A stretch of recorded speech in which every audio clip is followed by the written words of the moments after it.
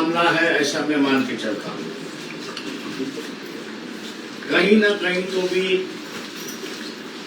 इस आंदोलन के माध्यम से और सरकार के रवैया से ये दिखाई दे रहा है कि शिक्षा होने से सोच और दृष्टिकोण मिलता है।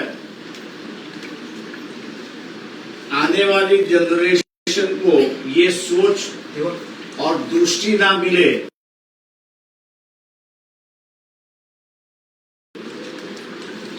ऐसा ही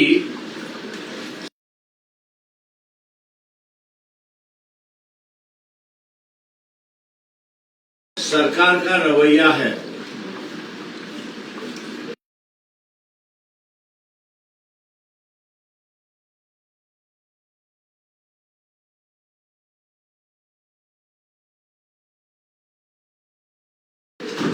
इस सोच और रवैये के खिलाफ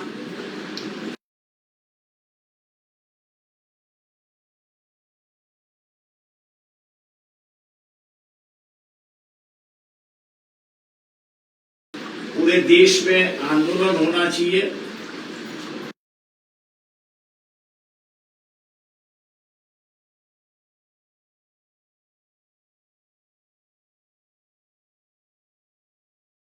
आवाज उठाई है।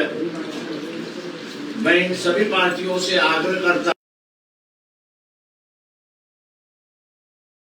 हूं, तरह से हिंसा ना हो, इसको हम लोग देखेंगे और इसको जो है लागू भी करेंगे। कार्यकर्ताओं से मिलके,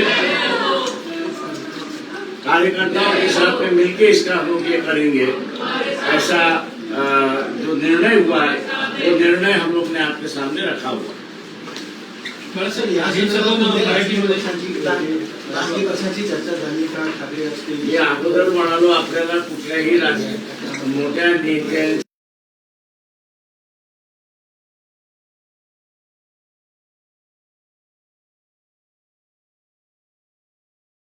पक्षाची आमची चर्चा झालेली नाही। आम्ही असणारा जे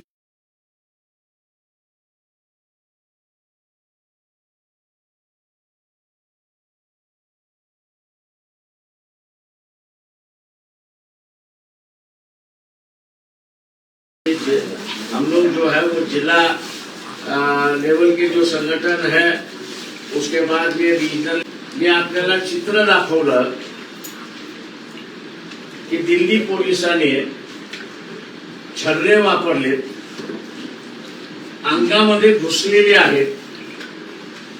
युनायटेड नेशनने असे छर्रे तुम्हाला वापरता येणार नाही अशी बंदी घातल्यानंतर सुद्धा दिल्ली पोलीस हे छर्रे वापरते। पाण्याचे फवाऱ्यांनी असणारा पोरांना त्या ठिकाणी, विद्यार्थ्यांना त्या ठिकाणी मारलं जातंय। अमानुष लाठीचार्ज केला जातोय। त्या लाठीचार्जच्या ह्याच्यावरनं एकंदरीत दिसतंय की जलियनवाला बागचा असणारा जनरल डायर हा पुन्हा जन्माला आलाय का आणि त्याची ही कृती आहे का अशी त्या ठिकाणी दिसते। या पार्श्वभूमीवरती आम्ही असणाऱ्या काही संघटनांशी बोललो आणि काही संघटनांशी बोलून यापुढे असा लाठीचार्ज होणार नाही आणि विद्यार्थ्यांवरती लाठीचार्ज केला जाणार नाही। झालेला लाठीचार्ज आहे त्याच्या असणाऱ्या विरोधात आहोत। ज्या तऱ्हेनं परीक्षेमधले घोटाळे होत आहेत आणि एकंदरीत जे दिसतंय की विद्यार्थ्यांची विचार करण्याची कृती आणि निर्णयाला येण्याची कृती ही शिक्षणाच्या माध्यमातून, परीक्षेच्या माध्यमातून होते, तिलाच कुठेतरी कृतीत घालण्याचं असताना कामकाज त्या ठिकाणी चाललंय। अशिक्षित ठेवणं हा जो एक भाग या सरकारचा राहिलेला आहे आणि लोक अशिक्षित राहिली तर आपली सत्ता कायम राहील असा जो एक आभास निर्माण केला जातोय, त्याच्या विरोधातला हा 23 जुलैचा बंद त्या ठिकाणी आम्ही जाहीर केलेला आहे। तेव्हा मुंबईतल्या नागरिकांना आम्ही असं आवाहन करतोय की हुकुमशाही यायला लागलेली आहे. राजकीय पक्ष जे आहेत ते सगळे मोडकळीस काढायला निघालेले आहेत. अशा वेळेस सामान्य माणसाने रस्त्यावरती येऊन आपला असणारा मत आणि आपली असणारी भूमिका त्या ठिकाणी मांडली पाहिजे.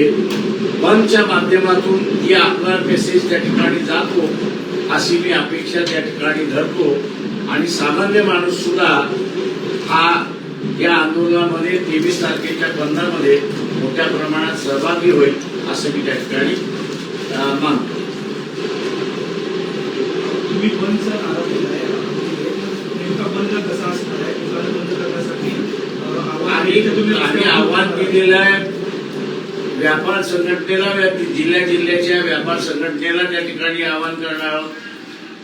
जे इंडस्ट्री आहे ते इंडस्ट्रीला सुद्धा त्या ठिकाणी आवाहन करणार आहोत.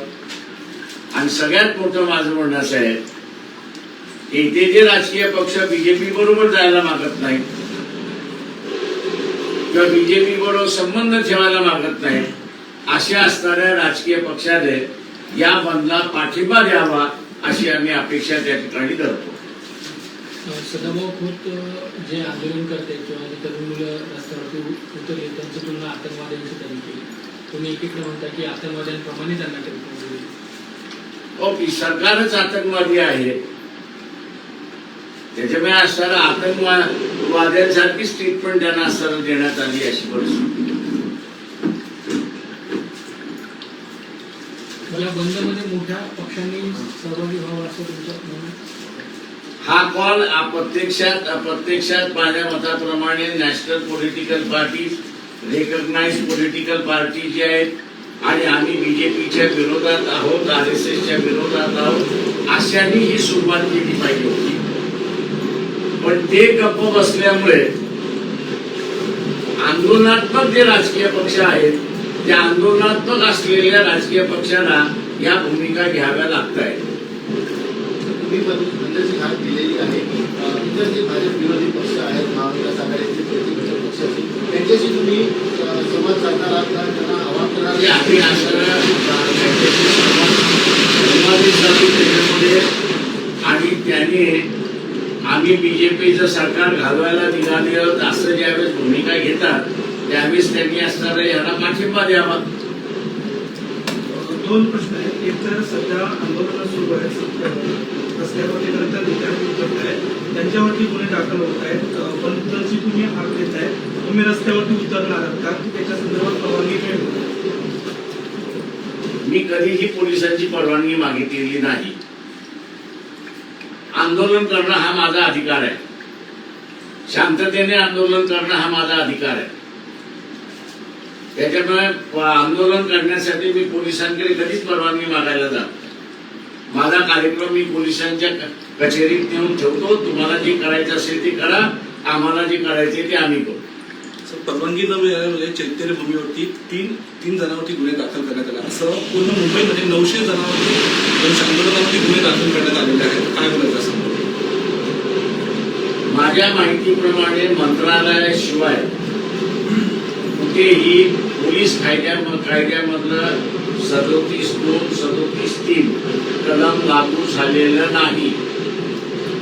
त्याच्यामुळे असणारं जमावबंदी तुम्ही केलेली आहे असं जी नोटीस केल्या जातात आहे हे पूर्णपणे चुकीचं आहे, बेकायदेशीर आहे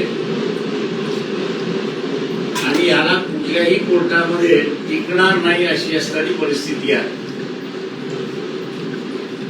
23 तारखेला बंदची हाक तुम्ही दिलेली आहे, नेमकं कसं काय स्वरूप असेल बंदाचं? तुम्ही माझं म्हणणं लोकांनी शांततेने बंद पाळावा. कडक बंद जसा असतो कडक बंद त्यांनी असताना पाळावं. स्वतःहून सर्व्हिसमध्ये जाणाऱ्यांनी सर्व्हिसला जाऊ नये. जे व्यापारी आहेत त्यांनी व्यापाऱ्यांनी असताना आपली दुकानं त्या ठिकाणी ओपन करू नये.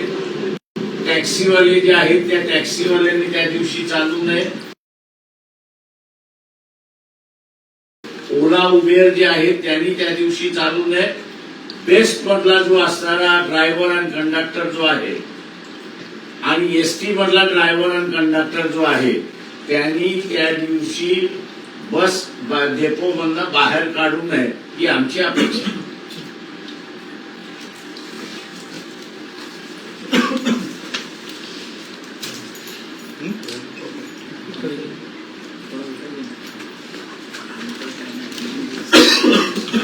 हे मला नाही माहिती